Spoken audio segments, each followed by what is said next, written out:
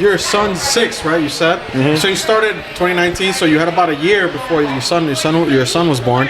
How did that transition happen? Once he was in your life, did it change how you viewed the sport a little bit? Did he change anything sort of like? That's a great question, bro. Yeah. So actually, in that moment, during that time that I found out I had a son, and before my first fight, I wasn't training. Okay. I stopped training. I was drinking a lot, smoking a lot. I was just, because football ended for me. I stopped going to college.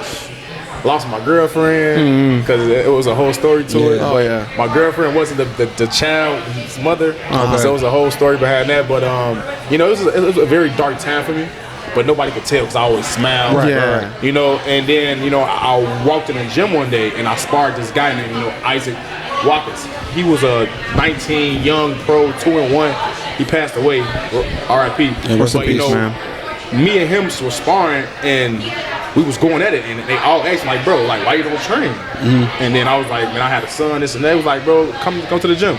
So then my son being up made me push more because like they told me, bring your son to the gym. So I brought my son to the gym, was training, able to train, had my son. And my son pushed me. Like he pushed me to do this. Yeah. Like I did this for him. For sure.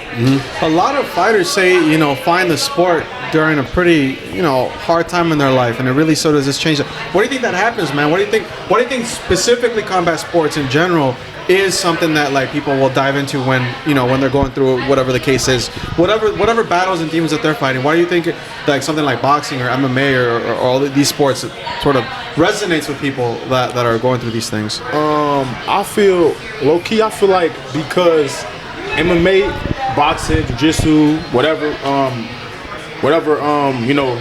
martial art that you're trained in, it's an outlet. Yeah. Right. So like, I feel like some people that outlet becomes a way of life. Yeah, that's true. And then you start competing, and then you start loving it. You start competing at a higher stage, or you just compete because you like the sport.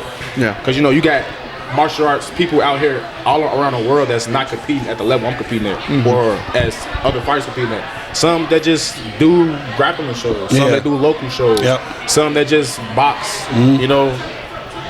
So it's just like it becomes people's way of life through an outlet, and like they do it so much that it's just like now it's what it is. What I do.